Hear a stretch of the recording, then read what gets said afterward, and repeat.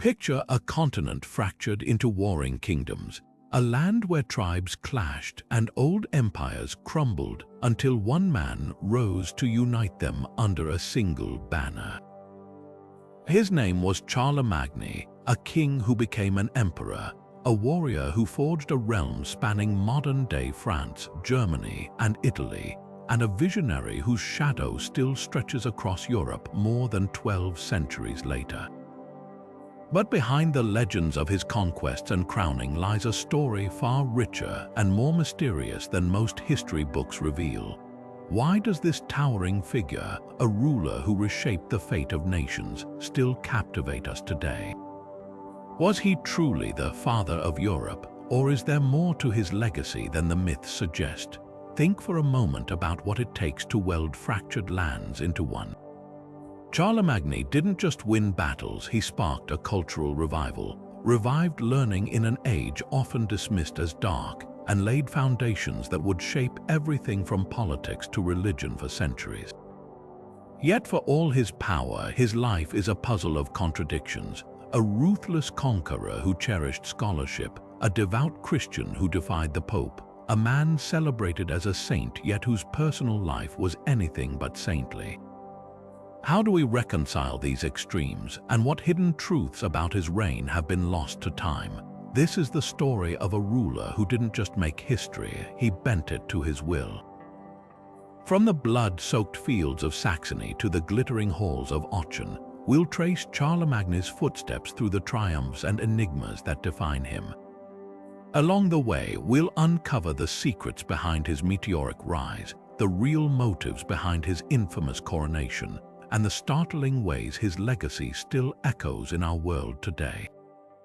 Whether you're a history enthusiast or just love a tale of ambition, faith, and power, this journey into the life and legend of Charlemagne promises to reveal a saga as thrilling as it is profound. So settle in, because the past is about to come alive in ways you never expected. Long before Charlemagne was crowned emperor, before his name echoed across Europe, he was just a boy born into a world of brutal ambition and shifting power. The year was 742, and the place was a kingdom teetering between chaos and order, the Frankish realm. His father, Pepin the Short, wasn't just a king. He was a usurper who had seized the throne from the crumbling Merovingian dynasty, a move that would reshape history. Young Charlemagne grew up in the shadow of that boldness, learning early that power wasn't given, it was taken. But here's the twist: Pepin's reign wasn't just about conquest. He laid the groundwork for what would become Charlemagne's empire, forging alliances with the church and consolidating Frankish territory. When Pepin died in 768, the kingdom was divided, as was tradition, between Charlemagne and his younger brother Carloman. Imagine the tension: two brothers raised in the same halls, suddenly rivals for control of a fractured realm. Carloman's sudden death just 3 years later remains one of history's enduring mysteries. Was it illness, divine intervention, or something darker? Whatever the truth, Charlemagne emerged as the sole ruler, his path to dominance cleared in a stroke of fate. Yet even then, his ambitions outstripped his inheritance. The Frankish kingdom was strong, but Charlemagne didn't just want to rule, he wanted to rebuild, to expand, to leave a mark so deep it would never fade. And so began the reign of a man who would redefine an era. Charlemagne's first great test as a ruler came not from the frozen forests of Saxony or the rugged hills of Aquitaine, but from the sun-baked plains of Italy, where an old grudge demanded resolution. The Lombards, a Germanic tribe turned Italian kingdom, had long been a thorn in the side of the papacy, seizing lands and threatening Rome itself. When Pope Adrian I, desperate for aid, sent envoys north to Charlemagne, the Frankish king saw more than an opportunity to defend the church. He saw a chance to rewrite the map of Europe. Here's what made this campaign different from the usual border skirmishes of the time. The Lombards weren't just another rival tribe. They were a sophisticated kingdom with formidable fortresses like Pavia, their capital, ringed by walls that had repelled invaders for generations. Their king, Desiderius, was no brute. He'd married his daughter to Charlemagne in a failed bid for peace, a union the Frankish king shockingly dissolved after just a year. This wasn't merely politics, it was personal.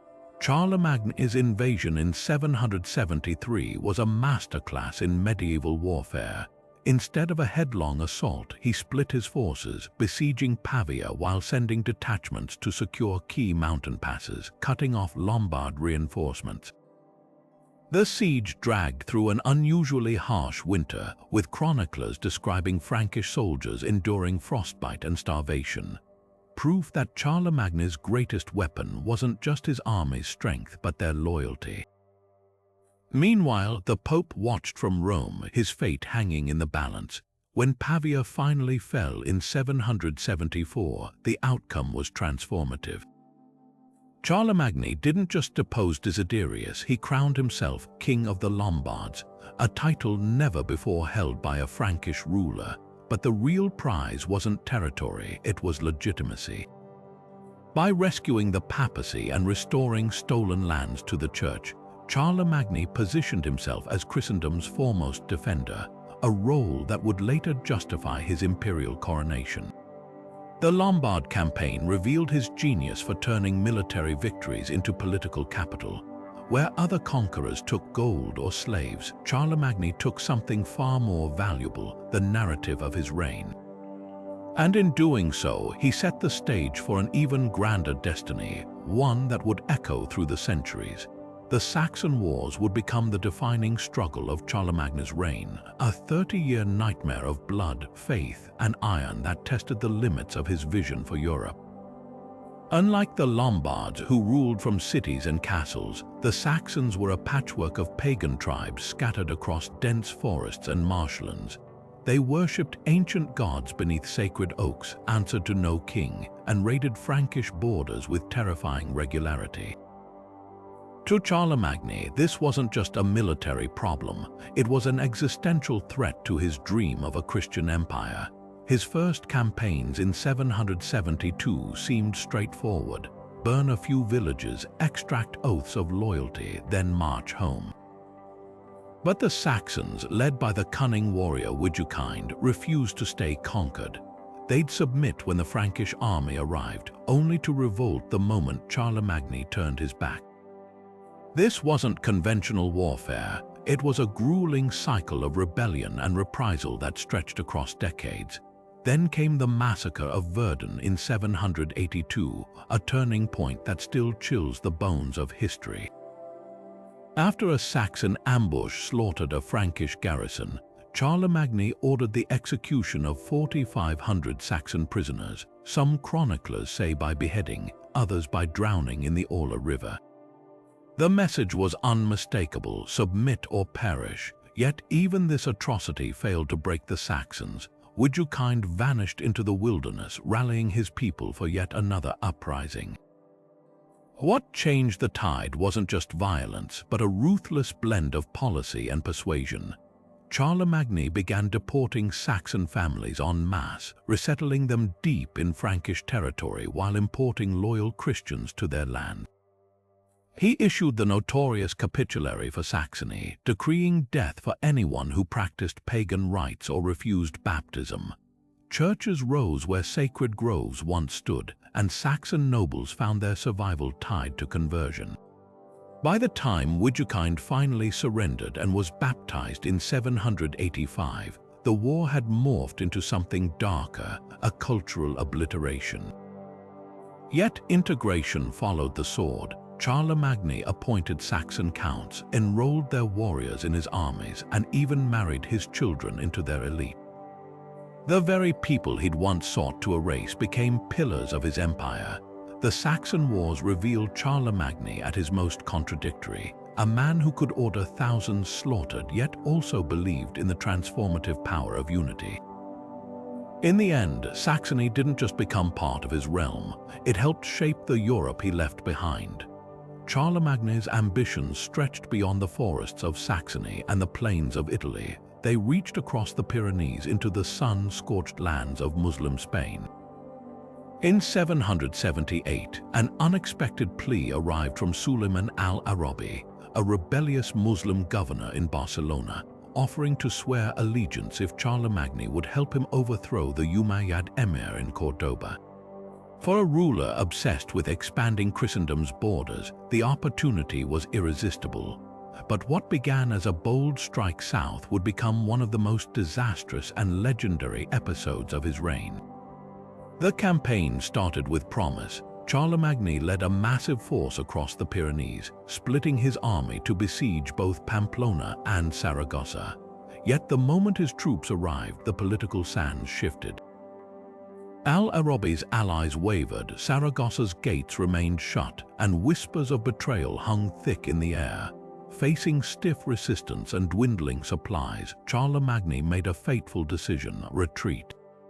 But as his lumbering column of Frankish knights and Basque guides navigated the narrow Roncesvalles Pass, disaster struck.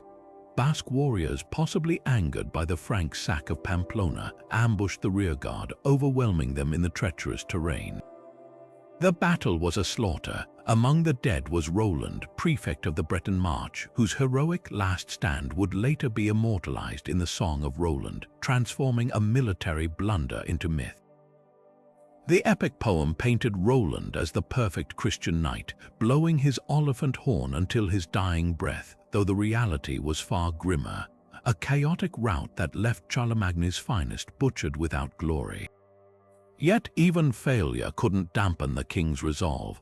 By the early 800s, he'd learned from his mistakes. Instead of grand invasions, he pursued a patient strategy of fortified borders and gradual pressure. The Spanish March, a buffer zone of castles and Christian settlements stretching from Barcelona to Navarre, became a bulwark against Muslim advances.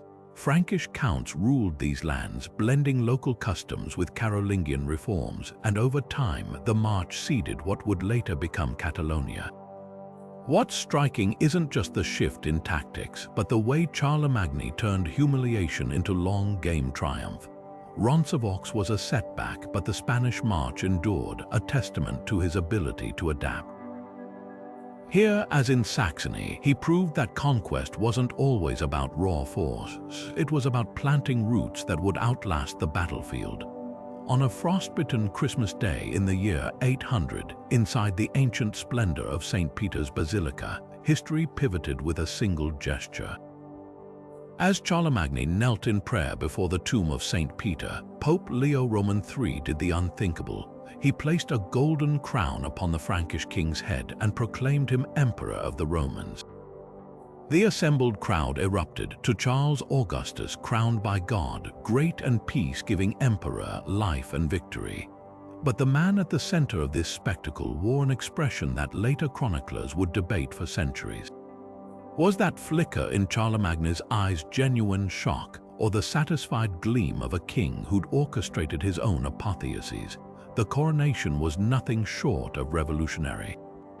Rome hadn't seen a Western emperor since the fall of the last Roman ruler in 476, a gap of over 3 centuries. By reviving the title, Leo and Charlemagne weren't just celebrating a personal triumph.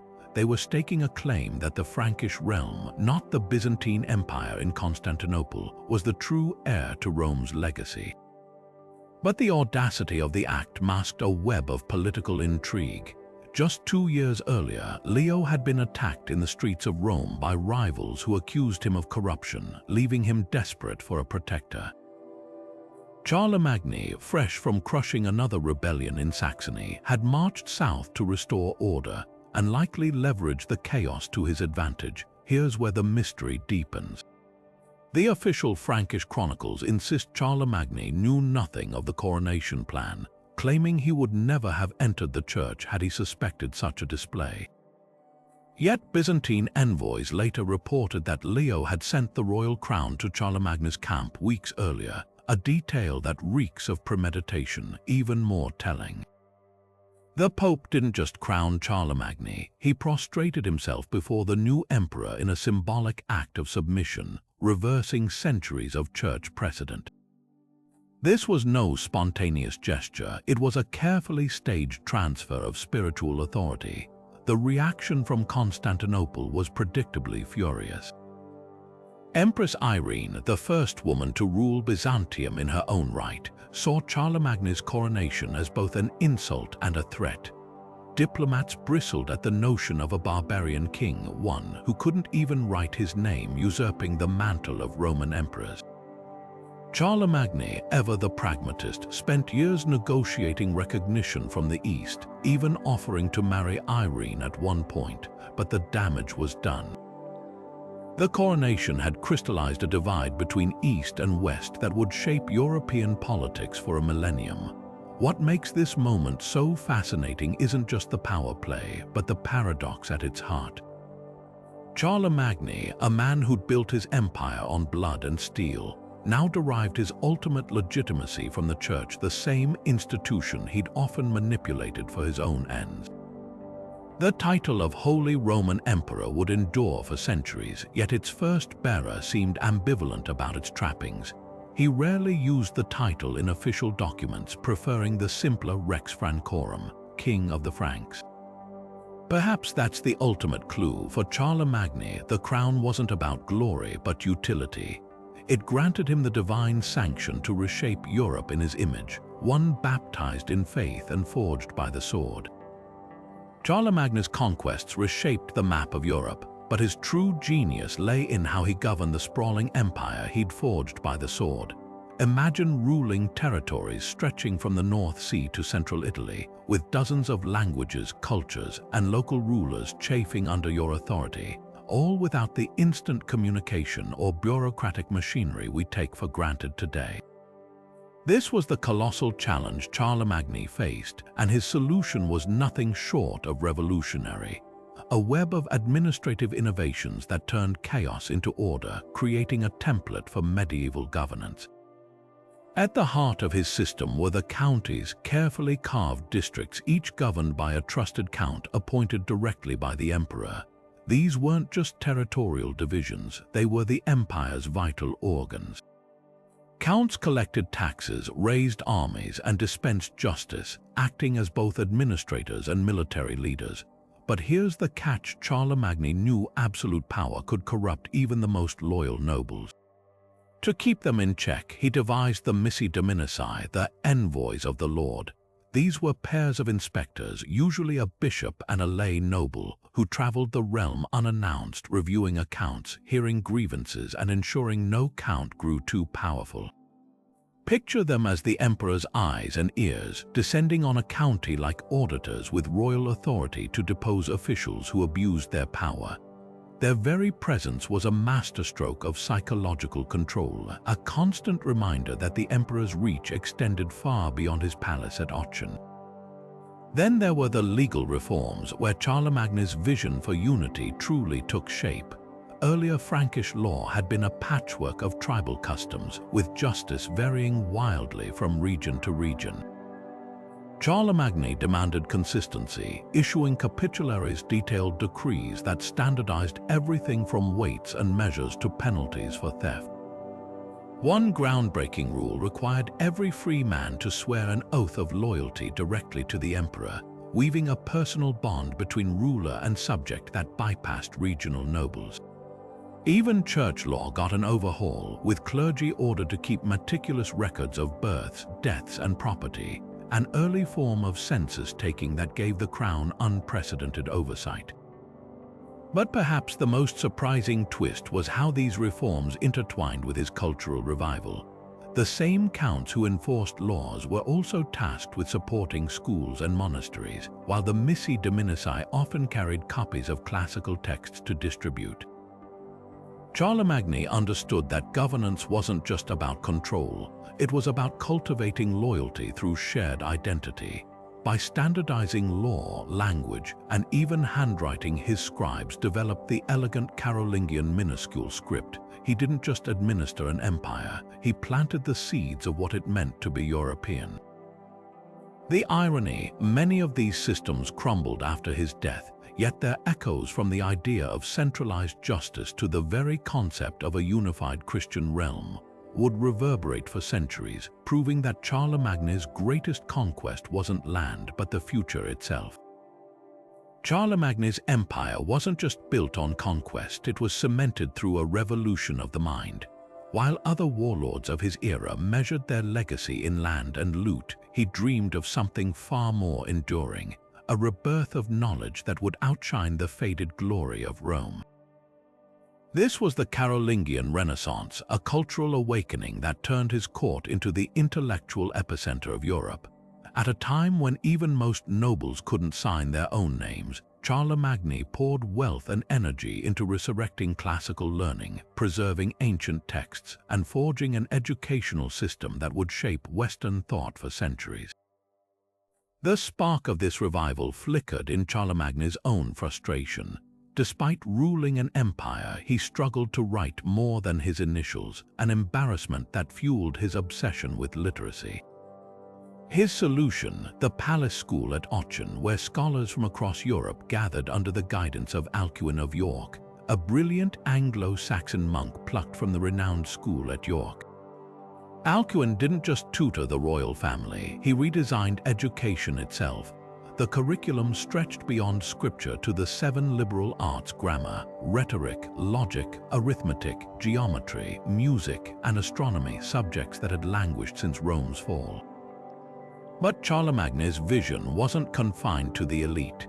His infamous Admonitio Generalis of 789 ordered monasteries and cathedrals to establish schools open to boys of all classes, a radical notion in a society where learning was often reserved for clergy.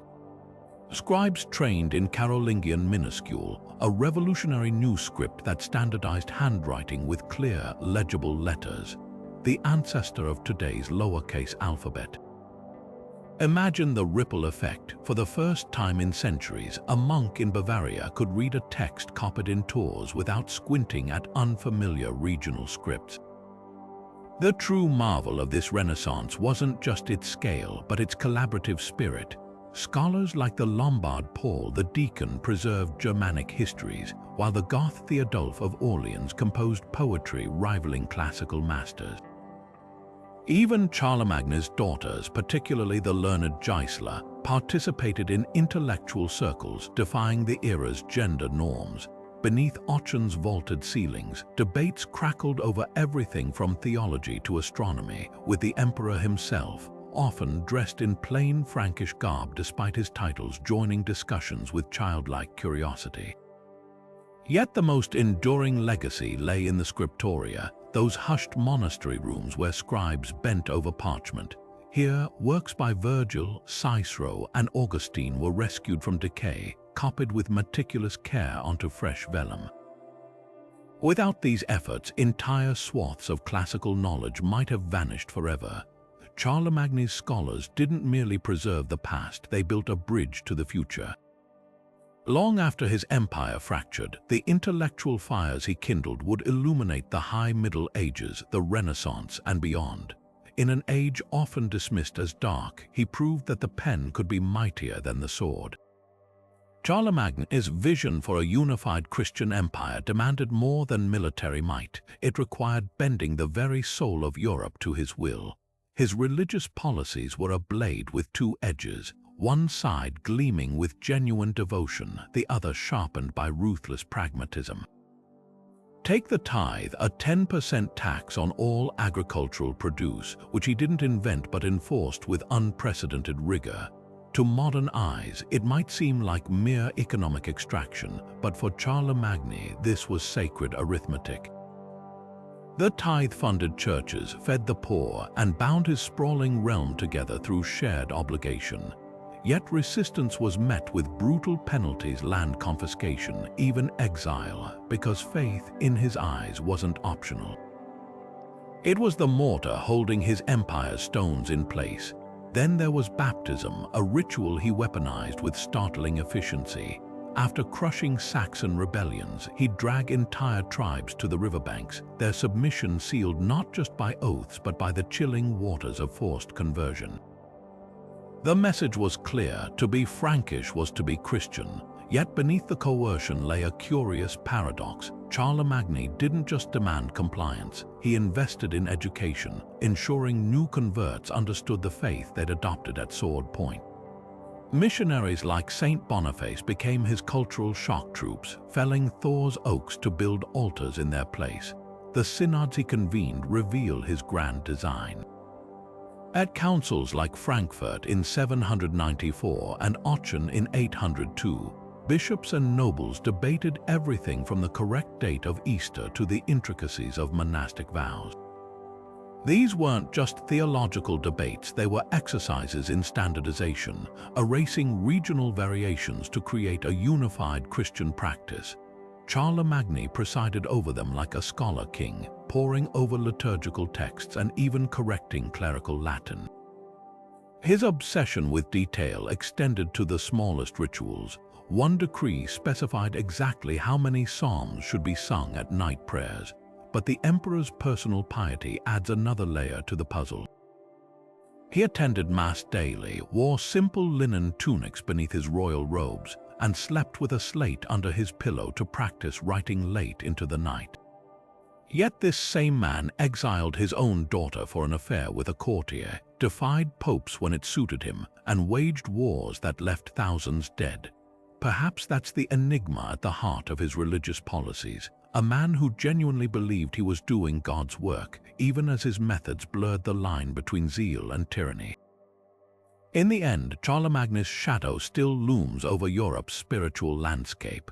The diocesan boundaries he approved, the monasteries he founded, even the musical notation his scribes developed to standardize Gregorian chant, these weren't just reforms. They were the blueprint for a Christian continent, etched in ink and blood. Aachen wasn't just Charlemagne's capital, it was his manifesto in stone. At the heart of this bustling imperial complex stood the Palatine Chapel, an architectural marvel so audacious it seemed to defy the very limits of 8th century engineering.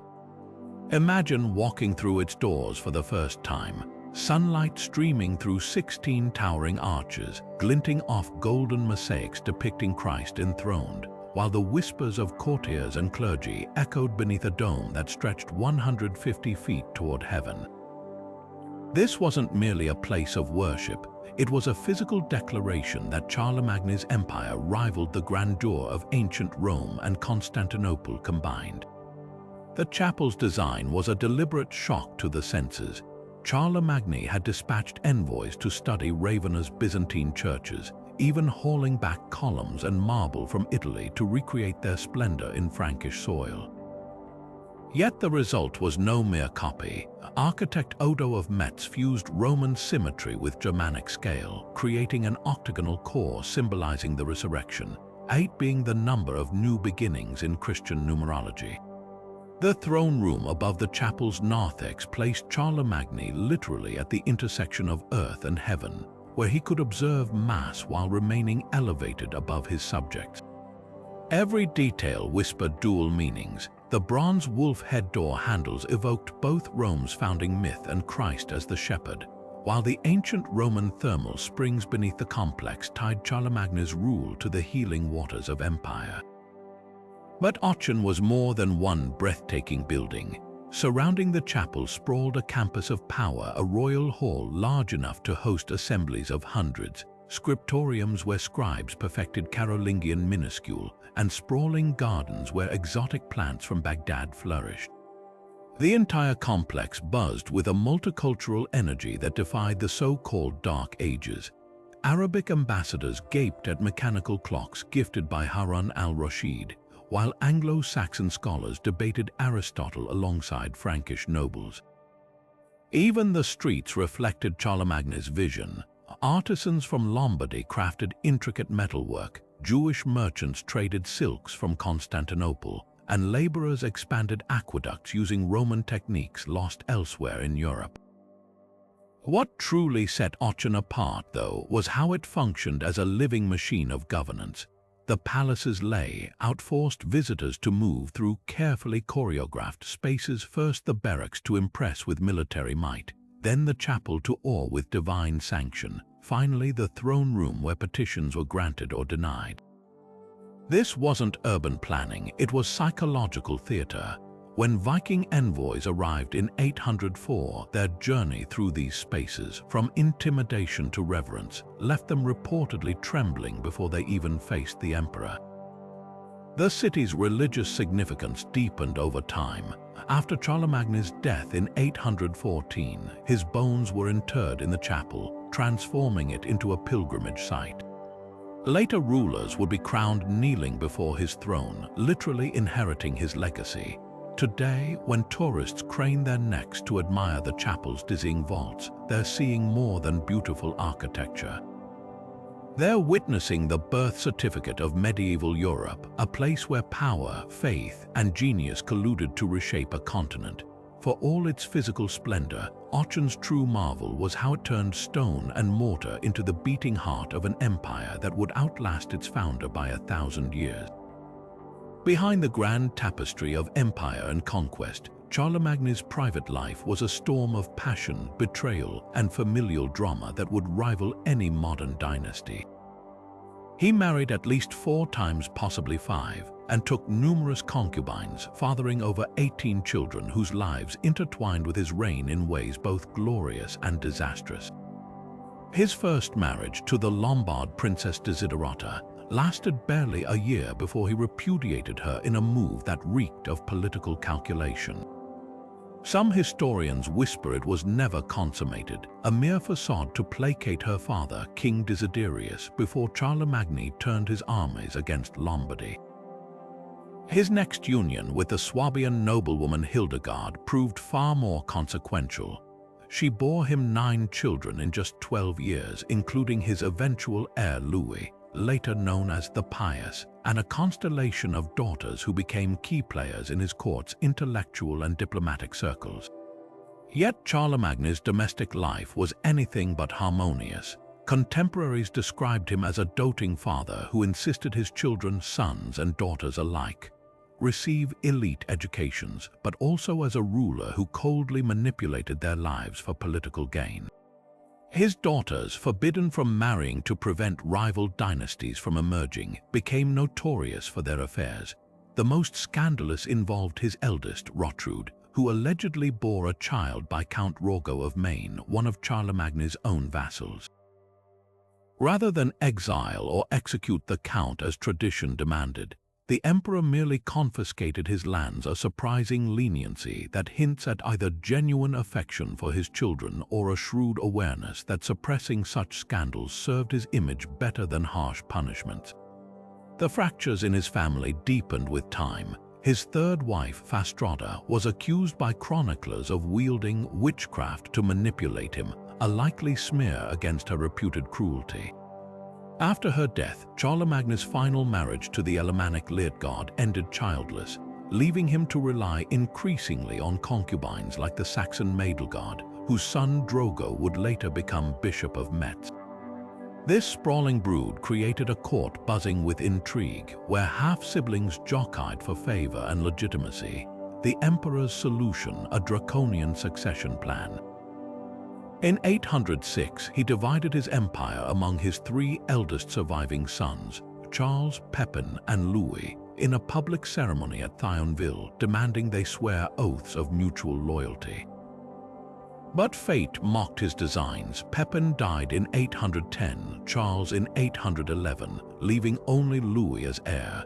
The man who'd spent decades forging unity through force now faced an empire with no clear backup plan. Some scholars suggest Charlemagne considered disinheriting Louis, whose monastic leanings and piety seemed ill-suited to governing a warrior kingdom. Yet in the end, he had no choice. At Aachen in 813, he crowned Louis co-emperor in a somber ritual, a far cry from his own dramatic coronation by the Pope. The symbolism was chilling, the founder of an empire watching its future rest on shoulders he visibly doubted.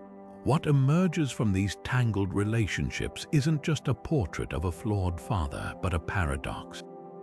The same man who couldn't control his own household somehow held together a continent.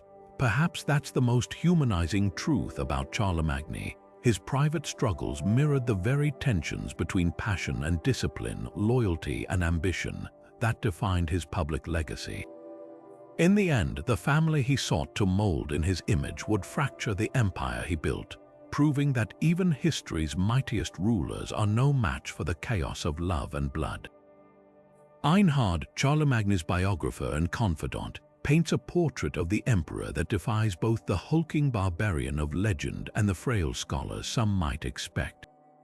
Standing at an impressive 7 times the length of his own foot, roughly 6 feet 4 inches by modern estimates, Charlemagne towered over his contemporaries in an era when the average man barely cleared 5.5 feet.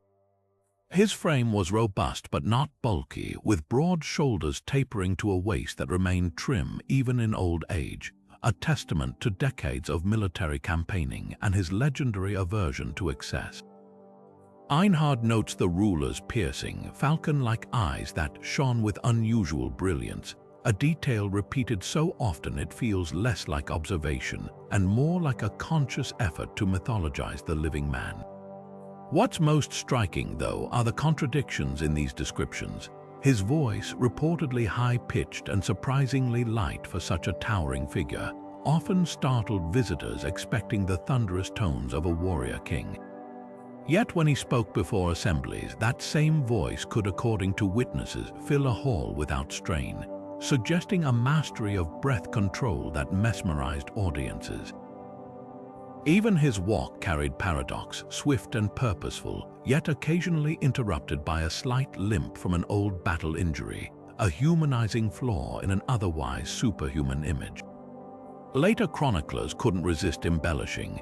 By the 12th century, legends claimed his skeleton, exhumed in the year 1000, measured nearly 8 feet tall, a blatant fiction that nonetheless cemented his status as a colossus of history.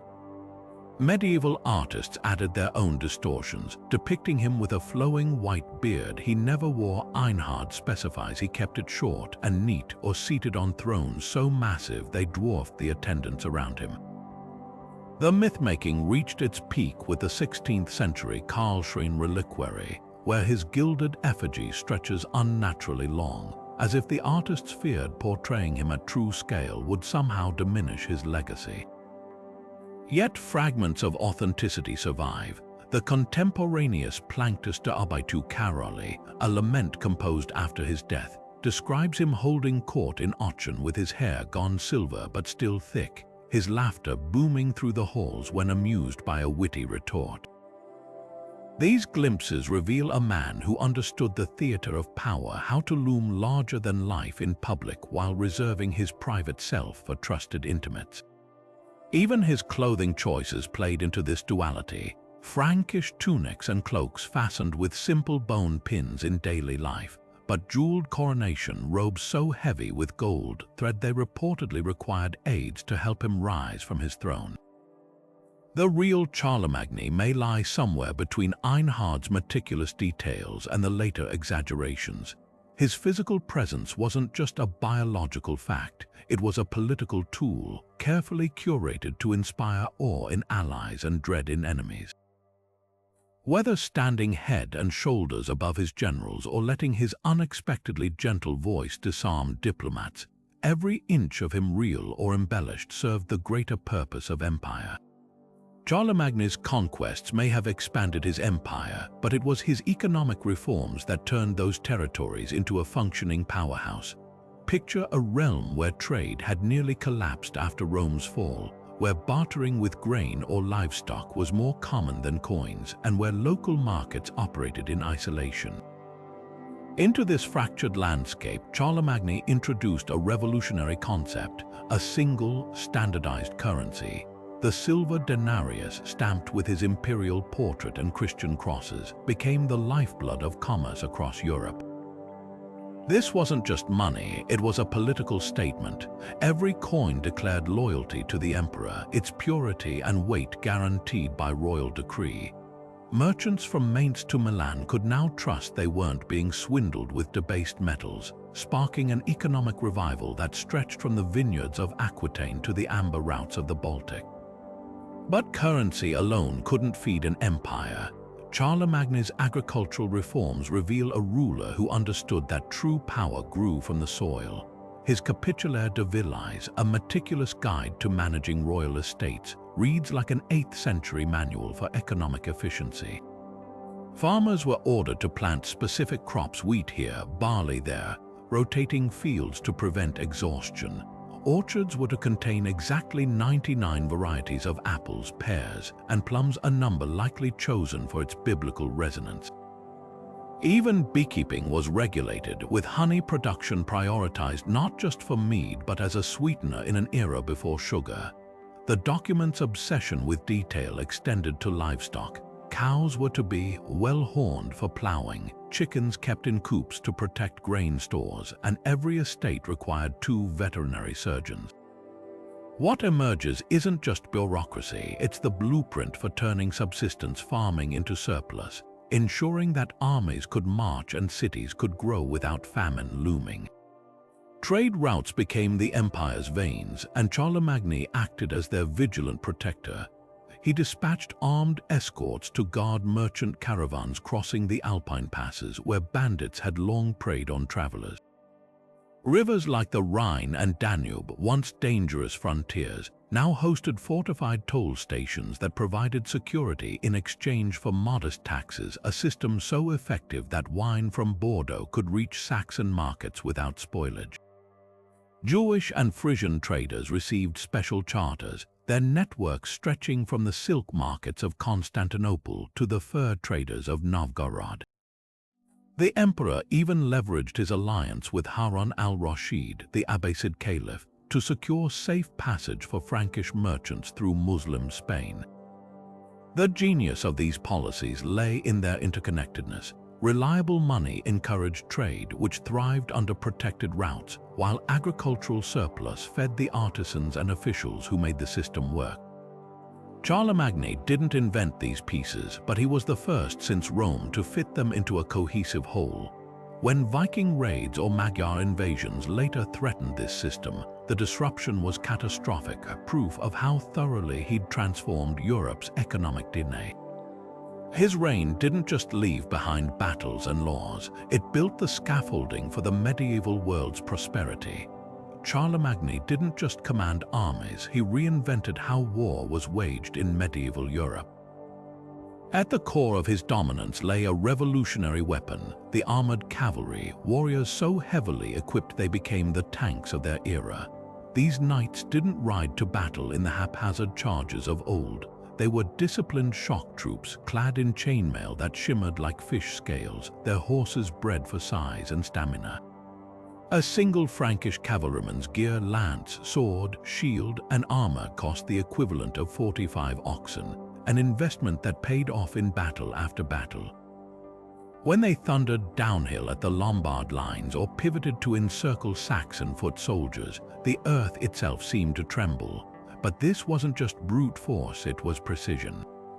Charlemagne's riders trained relentlessly, drilling in formations that could shift from wedge assaults to flanking maneuvers with terrifying cohesion. The secret to their success lay in timing. Unlike later medieval armies that campaigned year-round, Charlemagne's forces moved with the seasons, mustering each spring when fresh grass could feed their horses and disbanding by autumn to harvest crops. This rhythm turned his soldiers into farmer warriors, men who could tend their fields one month and storm a fortress the next. Spring campaigns became a grim tradition. Saxons learned to dread the thaw, knowing it brought Frankish axes at their gates. But seasonal warfare had a cunning logic. It conserved resources, prevented burnout, and kept enemies perpetually off balance. By the time hostile tribes regrouped, Charlemagne's troops had vanished back into their villages, leaving behind scorched earth and shattered morale. Then there were the Scara, an elite strike force shrouded in mystery. Handpicked for speed and ferocity, these warriors operated as Charlemagne's personal rapid response unit, striking deep behind enemy lines before vanishing like ghosts. Medieval chroniclers compared them to a bolt from the blue, appearing where least expected, ambushing Viking raiders along the Seine or smashing rebel camps in the Bavarian forests. Their exact numbers are lost to time, but their tactics echo modern special operations.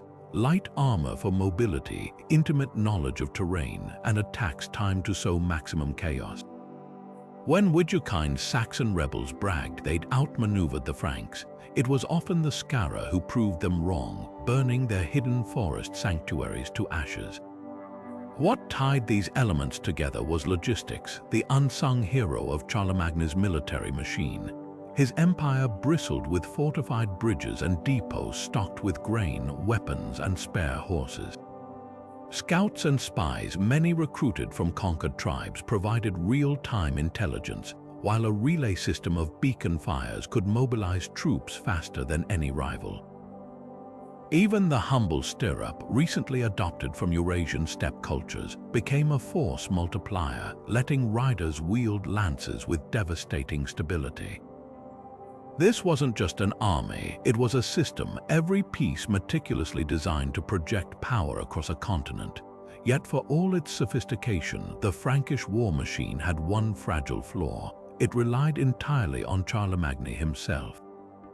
His ability to inspire loyalty, judge talent, and adapt tactics was the glue holding everything together. Later rulers would try to mimic his methods, but none could replicate the alchemy of innovation, timing, and sheer will that made his campaigns legendary. In the end, his greatest tactical genius may have been understanding that victory isn't just about winning battles. It's about building a machine that keeps winning long after the first charge.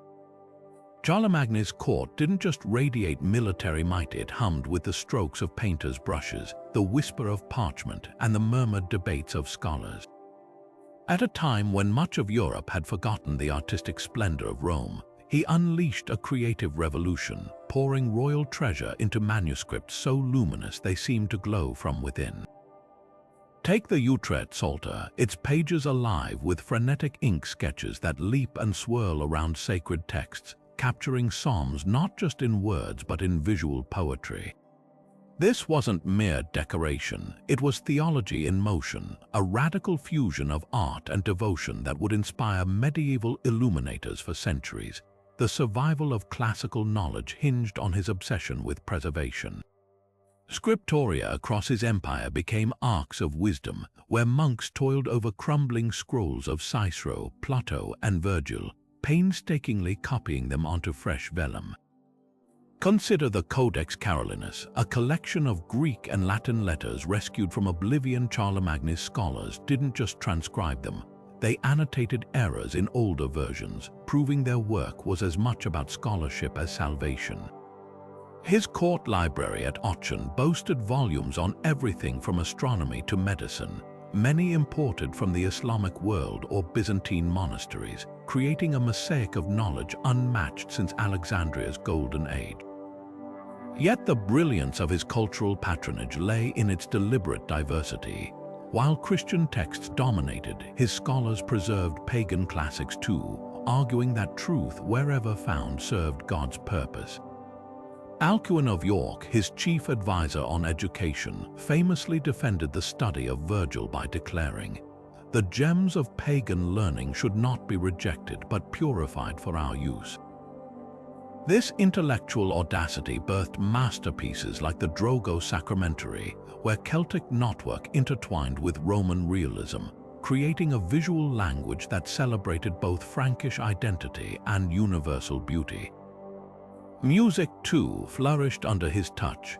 Charlemagne standardized Gregorian chant across his realm, dispatching singers to ensure every monastery from Tours to Trier followed the same melodies.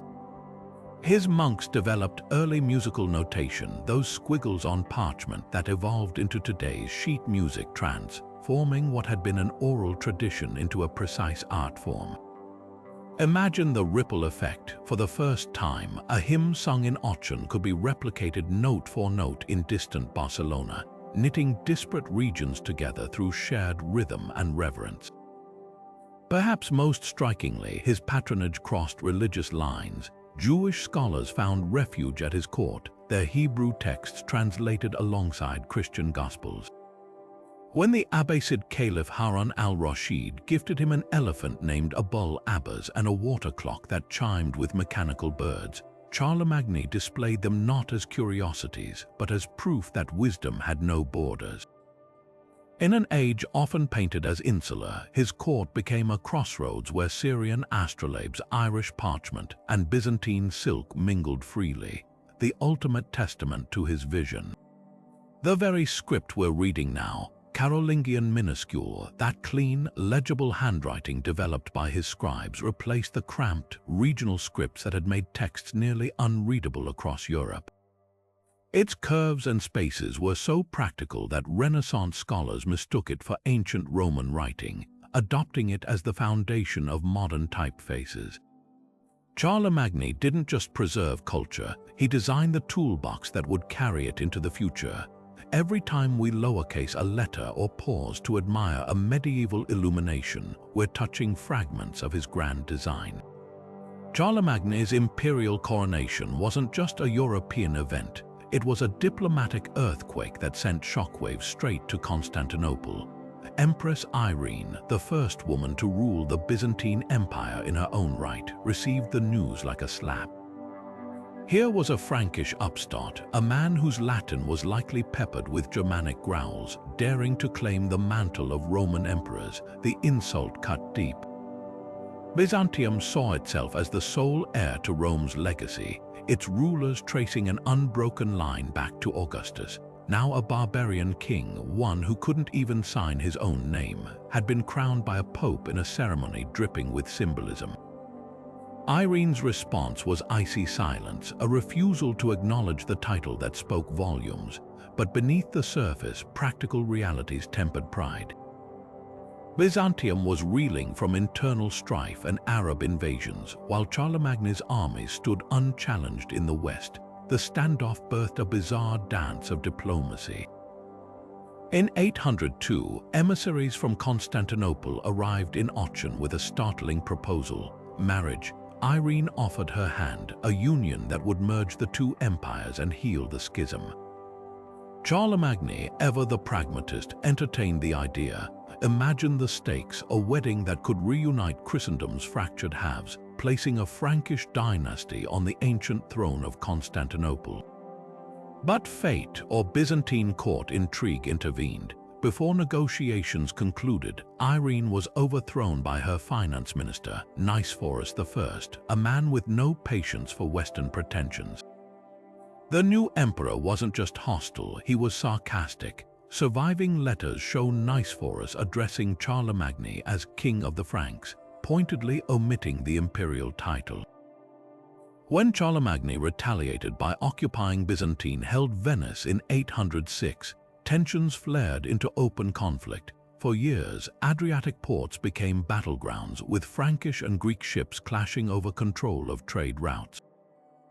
Yet neither side could afford outright war. Charlemagne faced Saxon revolts, while Byzantium battled Bulgars and Abbasids. By 812, exhaustion bred compromise. In the Treaty of Aachen, Nicephorus's successor, Michael I, grudgingly recognized Charlemagne as Basilius Emperor, but crucially not Roman Emperor. The distinction was everything. Byzantium kept its claim to Rome's legacy, while Charlemagne gained legitimacy without conquest. The irony: this rivalry birthed an idea that would shape Europe for centuries, that multiple empires could coexist, each with its own sphere. Charlemagne's dealings with Byzantium reveal a truth often overshadowed by his conquests. His genius wasn't just in winning wars, but in knowing when to bend.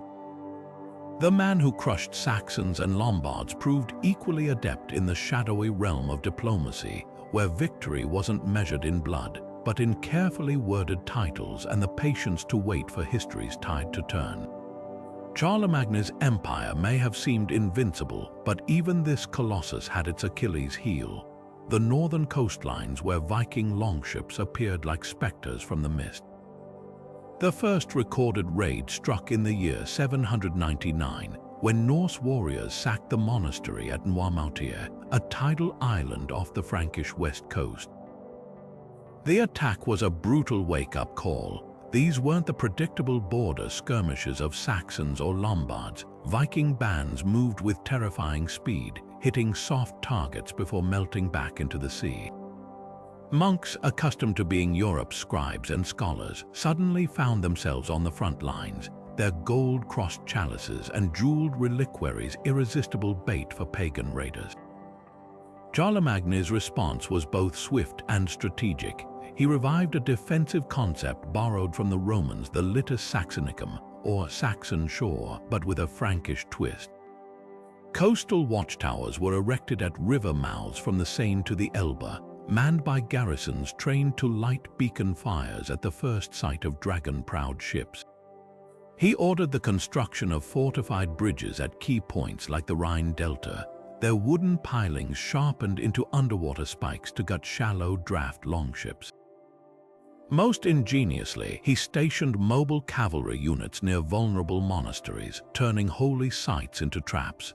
When Vikings raided Frisia in 810, they were ambushed by Frankish riders before they could retreat with their plunder, a rare early victory that hinted at what might have been.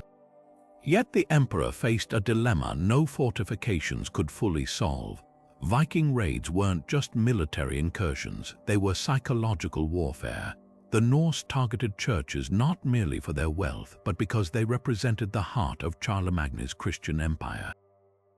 Each burned monastery was a message: your God cannot protect you.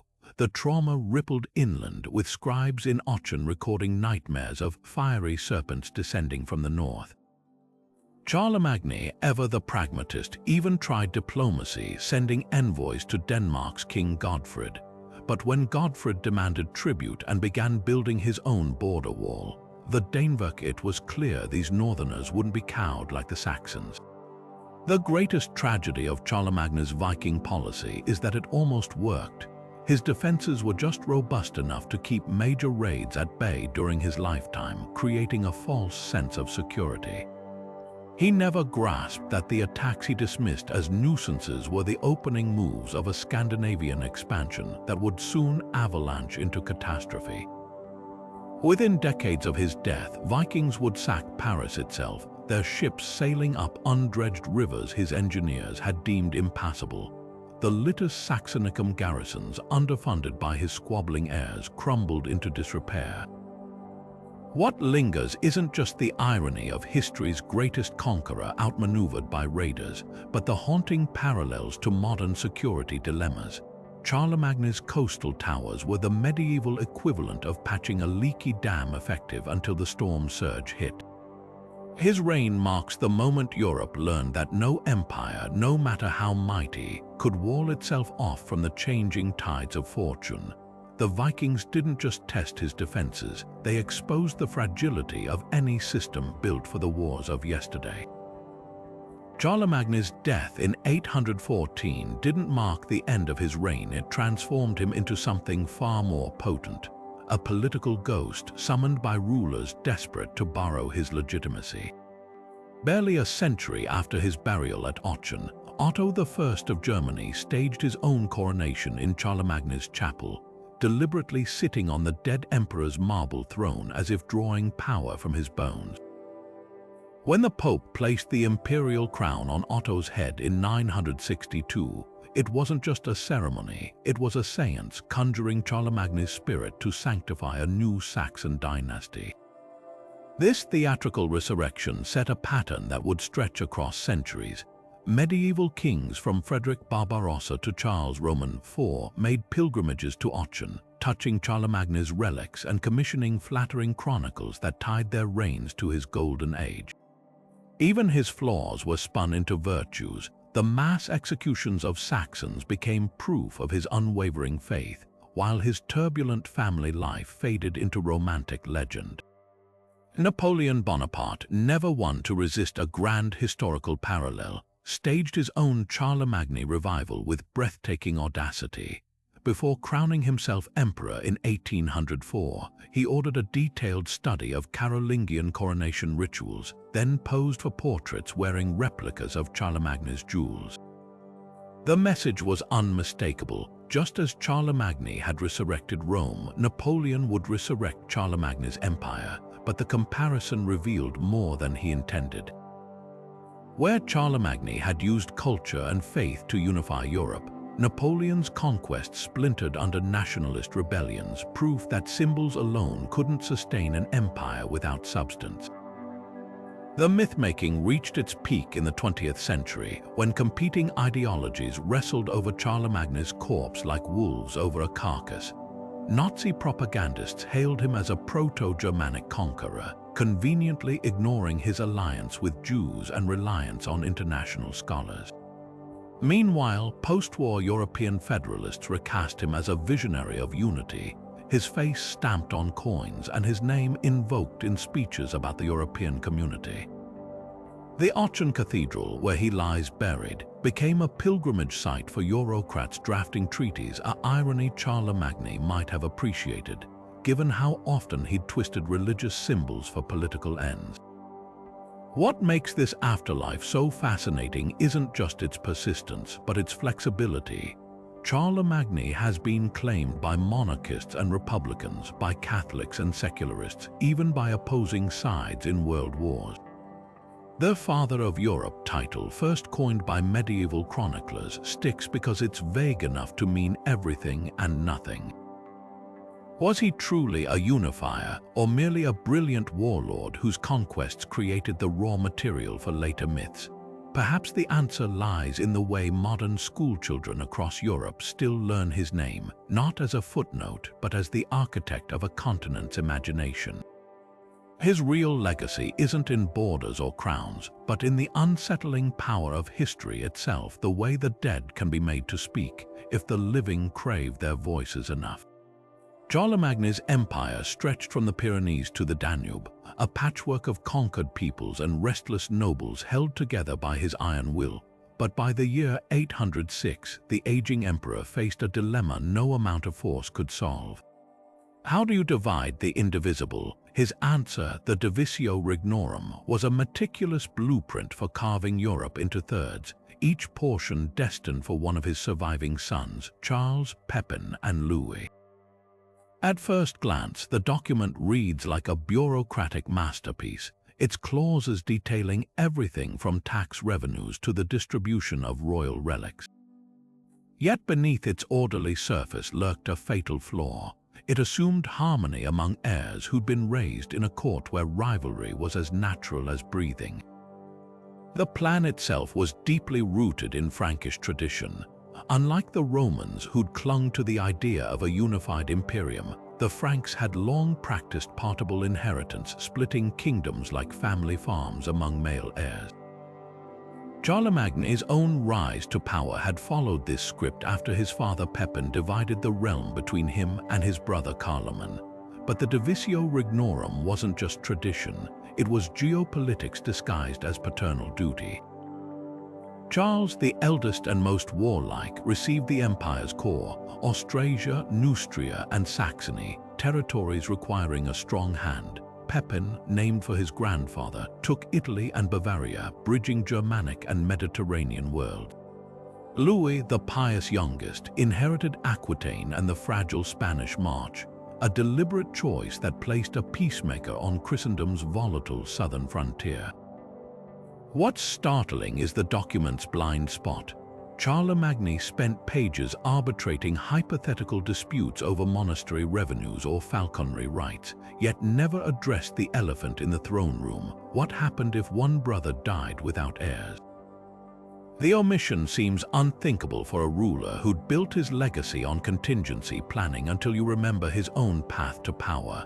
Carloman's sudden death in 771 had cleared his way to sole rule, an accident of fate that likely colored his belief in divine providence over mortal schemes. Then fate mocked his preparations. Pepin died in 810, followed by Charles in 811, their deaths stripping the Divisio of its logic. Suddenly, the empire's western and southern flanks dangled before Louis, a monkish prince who'd spent more time copying psalms than leading armies.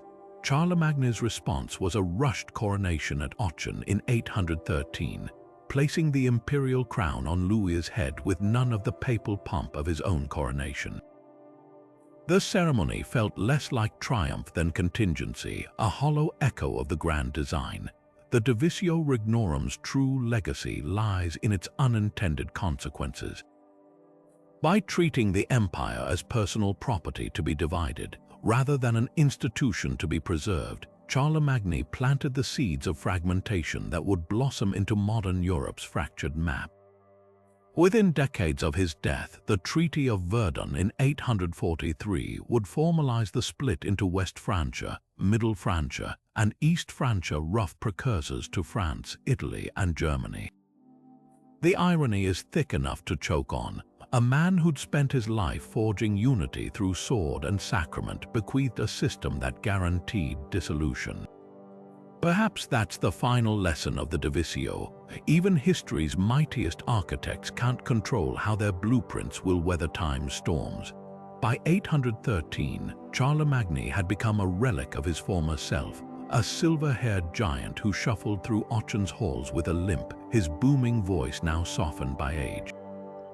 The man who once led cavalry charges now dictated letters from a cushioned chair, his hands gnarled by arthritis but his mind still sharp as a Frankish dagger. His final years were marked by eerie premonitions. Chroniclers wrote of his sudden tears during Mass, his insistence on revising wills and charters, even his mysterious habit of fingering the hilt of his old sword as if expecting one last battle. Death, the one foe he couldn't outmaneuver, was closing in. When the end came in January 814, it was deceptively quiet. A fever gripped him after his customary winter hunt, and within days, the emperor who had reshaped Europe lay motionless on a pallet in his beloved Aachen palace. His last act, summoning Louis, his sole surviving son, to kneel beside the bed where he whispered final instructions, half political strategy, half fatherly advice. Then, with the same pragmatism that had defined his reign, he ordered his burial shroud prepared and his tomb completed beneath the Palatine Chapel's mosaics. There would be no grand procession across Europe, no pilgrimage site to fracture his hard-won unity. Just a simple crypt, its walls inscribed with the Latin epitaph he'd chosen himself, Sub hoc conditorio citum esti corpus Caroli Magni. Beneath this tomb lies the body of Charlemagne. But the man who spent a lifetime controlling his image couldn't dictate how history would remember him. Nearly 2 centuries later, Otto III, the Holy Roman Emperor obsessed with reviving Charlemagne's glory, ordered the tomb opened. What his workers found became legend. The corpse sat upright on a marble throne, clad in imperial robes, a golden crown still resting on its skull. A scepter lay in its bony grip, and across its lap sprawled an open gospel book, the pages miraculously untouched by decay. The scene was so unnerving that Otto reportedly leaned forward to kiss the corpse's ring finger, only to recoil as the nail broke off in his hand. This macabre discovery birthed 1,000 tales. Some claimed a faint smell of myrrh lingered in the vault, proof of sainthood. Others whispered that the seated corpse's lips had moved when disturbed, as if muttering prophecies. The most enduring myth, that Charlemagne's ghost haunted Aachen's corridors, appearing on moonlit nights to warn emperors of coming disasters. Whether devotion or delirium inspired these stories, they reveal an undeniable truth. Even in death, Charlemagne refused to fade quietly into history. His physical remains might crumble, but his presence, real or imagined, would loom over Europe for centuries. A king who became a myth, an emperor who became a ghost. Charlemagne's journey from emperor to saint is a tale tangled in medieval power plays and popular devotion, a story where politics and piety collide. In the year 1165, more than 3 centuries after his death, an antipope named Paschal III performed an act that shocked the church. He declared Charlemagne a saint. This wasn't just a spiritual honor, it was a political grenade. Paschal, backed by Holy Roman Emperor Frederick Barbarossa, was locked in a bitter struggle with the legitimate Pope Alexander III for control of Christendom. Canonizing the legendary Frankish ruler served a clever purpose. It tied Barbarossa's reign to Charlemagne's mythic legacy, legitimizing his own imperial ambitions.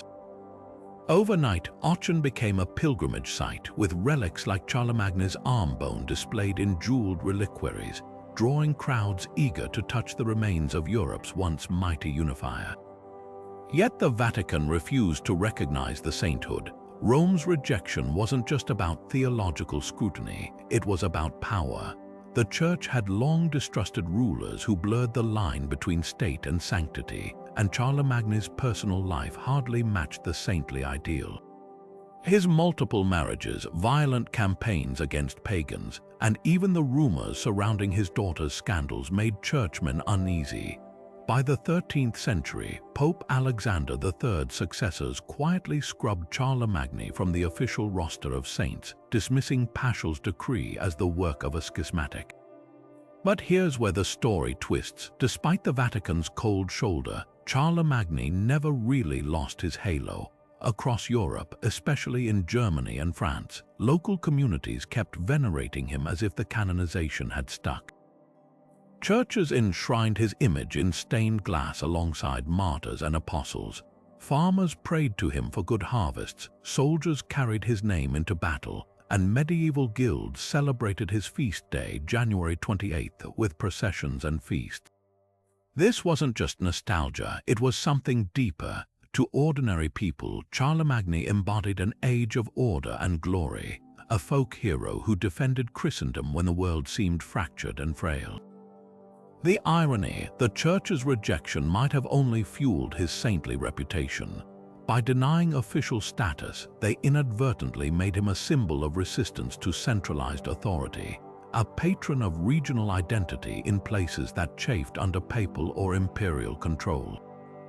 Even today, pilgrims still whisper prayers at his Aachen tomb, and some dioceses quietly include him in local liturgical calendars.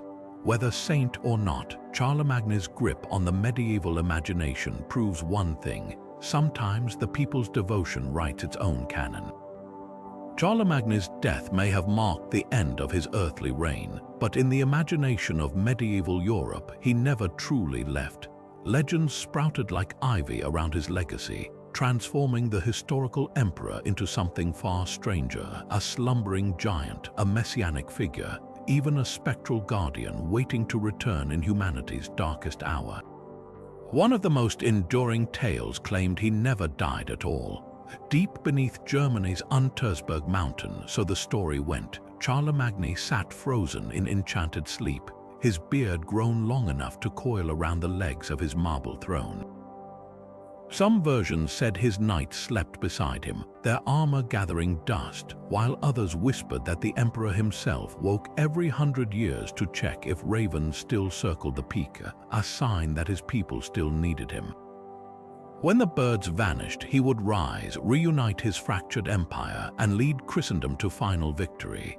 This myth wasn't just folklore. It was wishful thinking crystallized into narrative, a desperate longing for stability in an era of Viking raids and feudal chaos.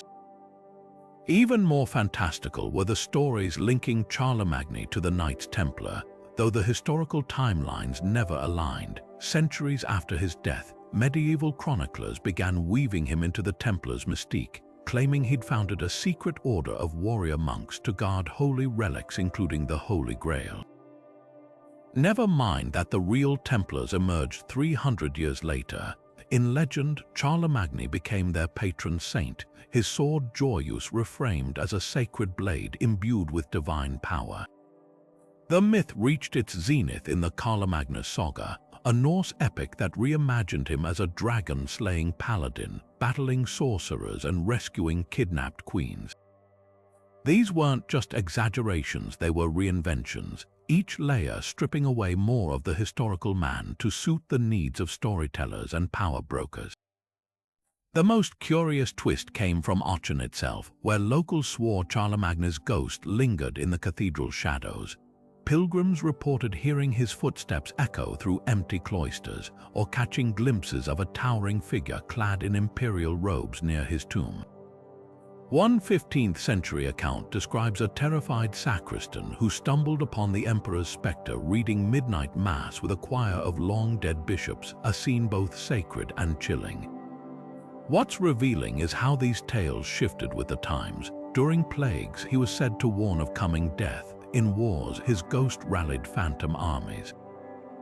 The legends became a mirror for Europe's anxieties, proving that Charlemagne's greatest power wasn't his empire, but his endless adaptability in the collective psyche. Perhaps the most poignant myth was the simplest, that his heartbeat still thundered beneath Aachen streets, a rhythm syncopated with the rise and fall of kingdoms. Whether saint, sorcerer, or slumbering king, the real Charlemagne had long since been eclipsed by the stories, and in a way that was the point. History remembers facts, but legends remember longings, and Europe never stopped longing for the man who'd once made it feel whole. Modern archaeology keeps peeling back layers of Charlemagne's world, revealing tantalizing glimpses of the emperor that written records alone could never capture. Recent excavations at his palace complex in Ingelheim, Germany, uncovered something startling beneath the medieval foundations, a sprawling Roman villa, its mosaic floors still vibrant after centuries. This wasn't just coincidence. Charlemagne deliberately built atop Rome's ruins, a physical claim to its legacy. Archaeologists even found traces of exotic spices like pepper and cumin in the soil, evidence of the lavish banquets he hosted for diplomats from Baghdad and Constantinople. These discoveries paint a ruler obsessed with symbolism, staging his power atop the bones of empires past. Then there's the enigma of his bones. In 1988, scientists cracked open Charlemagne's gilded shrine in Aachen Cathedral, hoping to settle centuries of debate. The skeleton inside matched Einhard's description, a tall man around 6 feet 4 inches, with a fractured kneecap likely from years in the saddle. But the real shock came from isotopic analysis of his teeth. The chemistry revealed he spent his childhood near Liege, not Herstal as long assumed, rewriting maps of his early life. Even more intriguing, DNA testing confirmed the remains were authentic, silencing conspiracy theories until a 2014 study found the skull might belong to someone else entirely, reigniting whispers of medieval relic tampering. Aachen Cathedral itself is a treasure chest of Carolingian artifacts that blur the line between sacred objects and political propaganda. The most dazzling is the Lothar Cross, a 10th century masterpiece studded with gems and cameos looted from Roman emperors' collections. Though crafted after Charlemagne's death, it embodies his ethos, plundering the classical past to sanctify Christian rule. Then there's the Persephone sarcophagus, a 2nd century Roman coffin he repurposed for his own burial. Its pagan carvings of the underworld goddess oddly juxtaposed with Christian crosses added by his successors. Even the cathedral's geometry whispers secrets. Laser scans revealed its octagonal core aligns precisely with the sunrise on Charlemagne's coronation date, suggesting the entire building was a celestial calendar masquerading as a chapel. Perhaps the most poignant relic isn't gold or bone, but something far humbler, a worn ivory chess piece from his court, unearthed near Aachen in 2019. Its intricate carvings of mounted warriors mirror the cavalry tactics that made his armies unstoppable, a game piece doubling as a propaganda tool. These fragments, from spices to skeletons, refuse to let Charlemagne fade into myth. Instead, they invite us to see the man behind the legends, a ruler who curated his legacy as carefully as any archaeologist, knowing full well that empires crumble but objects endure.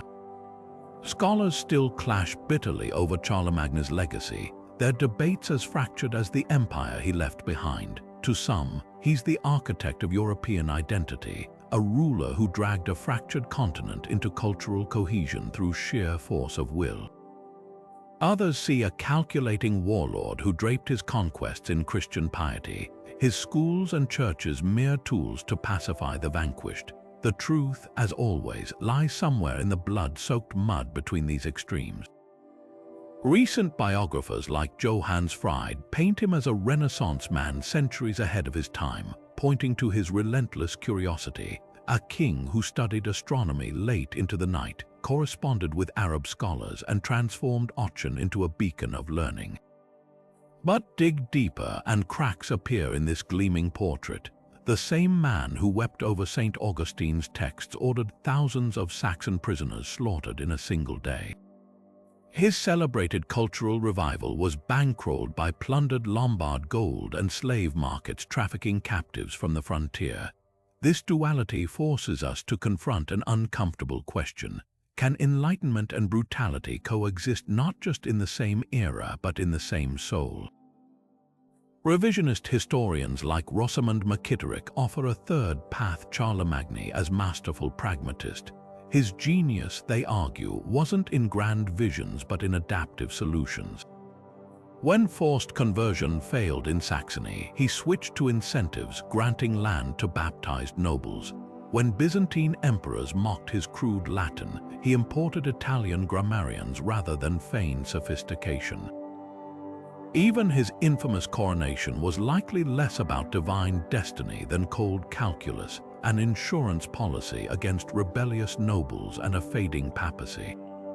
The Carolingian Renaissance, in this light, wasn't purely altruistic. Standardized handwriting made tax records harder to falsify, while monastic schools produced loyal administrators.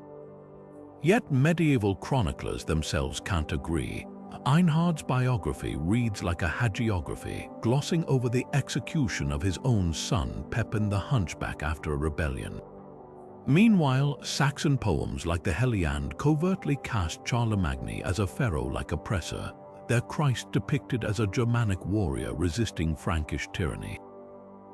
Even the relics tell conflicting stories, his sword Joyous venerated as a sacred relic at one altar, while rural churches hid amulets inscribed with Saxon curses against his ghost.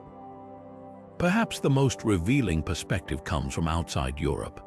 Arab diplomat Ibn al-Athir's accounts describe Charlemagne's envoys to Harun al-Rashid, bargaining not just for silks and elephants, but for Byzantine war captives to use as translators, a reminder that his multicultural court still ran on the engine of slavery. Even his celebrated tolerance had limits. While he protected Jewish merchants for their economic utility, his laws barred them from testifying against Christians in court. The swirling contradictions resist easy categorization. Was he a unifier? Absolutely. His legal and educational frameworks created shared reference points across tribal divides.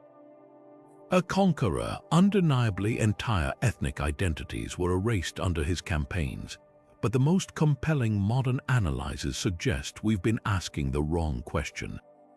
Charlemagne wasn't choosing between brutality and enlightenment, he saw them as inseparable. In his mind, the sword and the schoolbook served the same purpose: forging order from chaos by any means necessary.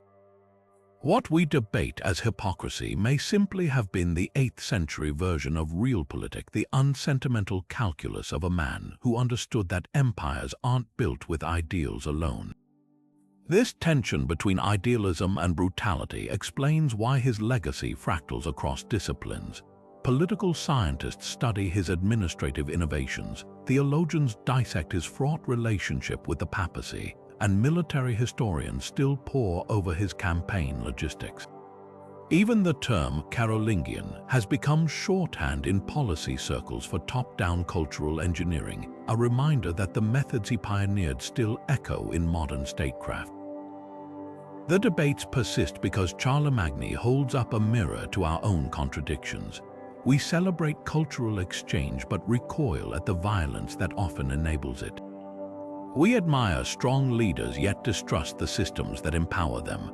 In the end, maybe the most honest assessment comes not from historians, but from the folklore of the Rhineland, where villagers still whisper that Charlemagne's ghost walks 2 paces ahead of his shadow, a fitting metaphor for a man whose darker impulses always trailed his brightest achievements. Charlemagne's empire may have crumbled within generations of his death, but its ghost still haunts every corner of modern Europe. The borders he carved between France and Germany, between Christian North and Mediterranean South, became the fault lines of nations yet unborn. His coronation as Holy Roman Emperor birthed an idea that would torment and inspire rulers from Napoleon to Hitler, the vision of a unified Europe under one sovereign. Even today's European Union, with its shared currency and open borders, owes an unconscious debt to the man who first dared to stitch fractured kingdoms into something resembling a whole. But was this unity built on genius or brutality? The answer depends on where you stand. Walk the streets of Aachen, and you'll find Charlemagne's shadow everywhere in the cathedral's octagonal geometry, in the local beers named for his reign, even in the cheerful multilingual chatter of a city straddling three borders. Here, he's a patron saint of cross-cultural exchange, the ruler who made scholars from Ireland and Baghdad feel at home in his court, yet traveled to the dense Saxon forest where Verdun's massacre unfolded and memory curdles.